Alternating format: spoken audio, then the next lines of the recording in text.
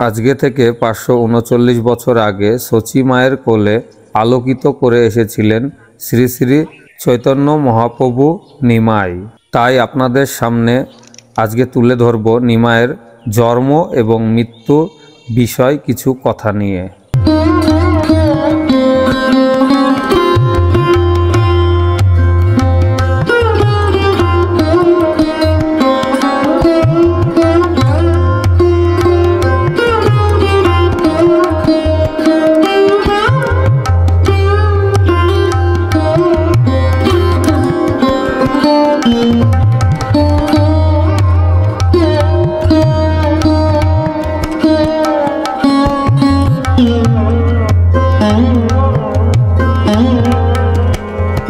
রাধে রাধে বন্ধুরা, আজকে আমি এসেছি নবদ্বীপে নিমাইয়ের জন্মস্থানে। এই হচ্ছে সেই নিমাইয়ের জন্মস্থানের সেই শচী মাতার মন্দির। আর পুরো মন্দির আজকে তোমাদের ঘুরে ঘুরে দেখাবো। আর এই নিমাইয়ের জন্মস্থান নিয়ে অনেক তর্ক বিতর্ক আছে মায়াপুর এবং নবদ্বীপ মানুষদের নিয়ে। আজকে সমস্ত কিছু এই মন্দিরের সমস্ত কিছু তোমাদের কাছে আজকে তুলে ধরবো এই ভিডিওর মাধ্যমে। তাই চলো আজকে দেখে নিই নিমাইয়ের এই জন্মস্থান পুরো আজকে ঘুরে তোমাদের দেখাই। আমার সঙ্গে থাকো, দেখবে আজকের ভিডিওটা খুবই ভালো হবে। সবকিছুই বেশ চুপচাপ ছিল। সবাই এটা মেনে নিয়েছিল যে শ্রী চৈতন্য দেব যে মহাপ্রভু পুরীতে গিয়ে অন্তর্ধান নিয়েছেন, তাই জন্য তার দেহ আর পাওয়া যায়নি। এর মধ্যে বেশ কয়েকজন বলাবলি করলেও যে না, মহাপ্রভুকে হত্যা করা হয়েছিল, কিন্তু সেটা কেউ কোনোভাবে কোনো পাত্তা বা কোনো বিষয় নিয়েই চর্চা করেনি। বিশেষ করে ভারতবর্ষের বৈষ্ণব কুল বা বৈষ্ণব সম্প্রদায় কোনোভাবেই এটা মেনে নিতে পারছিলেন না যে তাদের প্রাণের মহাপ্রভুকে কেউ হত্যা করেছিল। কারণ মহাপ্রভুই যে ছিলেন ভগবান শ্রীকৃষ্ণর এবং রাধার মিলিত যুগল একটা রূপ। এরই মধ্যে হঠাৎ 2000 সালের 15ই জুন আর্কোলজিক্যাল সার্কেলরা পুরীর মন্দিরে খোদাই করার সময় দেখতে পাই তিনারা যে দুটি কঙ্কাল দেহ মাটির তলে পুঁতে রাখা হয়েছে। তারপরে তিনারা ফরেন্সিক ল্যাবে পাঠানো হয়, কিন্তু কোনো এক প্রভাবশালীর তৎপরতায় সেই কঙ্কাল দুটি ল্যাব থেকে উধাও হয়ে যায়। কঙ্কালের মধ্যে থেকে একটি ছিল 6.5 ফুট। তবে কি এই দুটির মধ্যে একটি ছিল মহাপ্রভু আর অন্যটি ছিলেন শরৎ দামোদরের? উত্তর দেওয়ার কেউ নেই। তবে এর আগে অবশ্য একটা গুরুত্বপূর্ণ ঘটনা ঘটে। সেটা হলো চৈতন্য গবেষক ও চৈতন্যর অনুসন্ধানী ডক্টর জয়দেব মুখোপাধ্যায় 1995 সালে 17ই এপ্রিল রহস্যময়ভাবে খুন হন। কারণ মহাপ্রভুর মৃত্যুর 462 বছর পরে উনি প্রমাণ করতে চলেছিলেন বা কে বা কারা মহাপ্রভুকে হত্যা করেছিল।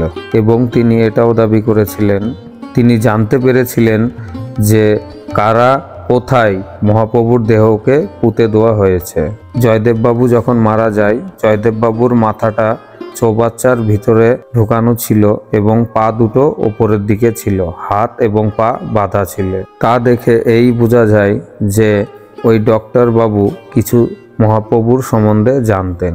একটা বিষয়ে জানা যায়, যেদিন মহাপ্রভু অন্তর্ধাম বা মৃত্যু হয়েছিল সেই দিন অন্য দিনের থেকেও জগন্নাথ মন্দিরের দরজা 3টের সময় খোলা হয়নি। চৈতন্যের 500 চরগণ মন্দিরের দ্বারেই বসেছিলেন এবং ভিড় করেছিলেন। কিন্তু রাত 11টা রাত্রিতে যখন দরজা খোলা হয়, তখন মন্দিরের পাণ্ডারা বলেন যে মহাপ্রভু জগন্নাথ মূর্তিতে অন্তর্ধাম সশরীরে নিয়ে নিয়েছেন, তার দেহর আর কোনো চিহ্ন নেই। বেলা 3টে থেকে রাত 11টা অবধি সেই পাণ্ডারা খিল লাগিয়ে কি করেছিলেন? এও শোনা যায় যে পাণ্ডারা কেন নিমাইকে হত্যা করেছিলেন। কেননা যখন নিমাই জগন্নাথ পুরীতে গিয়েছিলেন তখন মন্দিরের পাণ্ডারা দেখতে পেলেন যে আমাদের রাজা বা এখানকার নিমাইয়ের সবাই সব থেকে চর্চা করছে বেশি, যার জন্য পাণ্ডাদের কোনো মানুষই পাত্তা দিত না।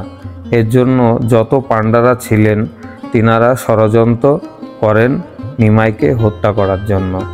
টোটো গোপীনাথ মন্দিরের সামনে কাঁঠাল গাছের মতো দেখতে পলান গাছের ছায়ায় চৈতন্য সমাধি অবস্থায় আছেন। শোনা যায় টোটো গোপীনাথ মন্দিরের দেওয়ালে একসময় মাথা খুঁড়ত মানুষ। বিশ্বাস ছিল যে চৈতন্যের কঙ্কাল পোতা আছে সেখানে।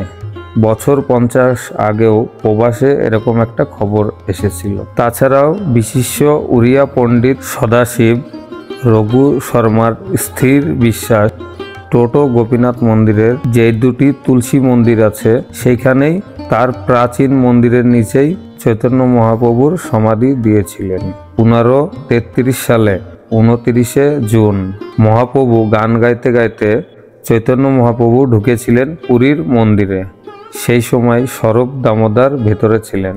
তাকেও পরে মৃত অবস্থায় পাওয়া যায় এবং উধাও হয়ে যায় তার লেখা বই। জয়দেববাবু বলেছিলেন স্বরূপ দামোদরের পুঁথি তিনি আবিষ্কার করেছিলেন। সময় সময় কিছু বাঙালি এবং উড়িয়া লেখক হিসেবে কিছু বই তিনি আবিষ্কার করেছিলেন, যেখান থেকে তিনি প্রমাণ করে দেবেন বা কে বা কারা কিভাবে মহাপ্রভুকে হত্যা করেছিল। 1976 সালে 5ই আগস্ট জয়দেববাবুকে লেখা ডক্টর নিহার রঞ্জন রায়ের একটা চিঠিতে আছে চৈতন্যদেবকে খুন করা হয়েছিল পুরীতেই এবং চৈতন্যদেবের দেহকেও কোনো অবশেষের চিহ্নই রাখা হয়নি এবং তা হয়নি বলে 3টি কিংবদন্তির প্রচার হয়েছিল। এই বয়সে শহীদ হওয়ার ইচ্ছে নেই বলেই বলতে পারবো না যে ঠিক কোথায় চৈতন্যদেবের যে খুন করা হয়েছিল। শুধু তাই নয়, জয়দেববাবুর ঘর এবং তার আবিষ্কার করার সমস্ত বই পুলিশ বাজেয়াপ্ত করার পর যা আজ পর্যন্ত সামনে আনা হয়নি। তবে এখন আপনাদের মনে প্রশ্নই জাগতে পারে যে কি কারণে চৈতন্যদেবকে খুন করা হয়েছিল। সেই সময় কুলিঙ্গের রাজা মহাপ্রভুর আধ্যাত্মিক কথায় প্রভাবিত হয়েছিলেন। সেই সময়ের কুলিঙ্গ মানে এখনকার বর্তমান পুরীর উড়িষ্যা। কিন্তু তিনি রাজ্যের কাজকর্ম থেকে দূরে সরে আসেন।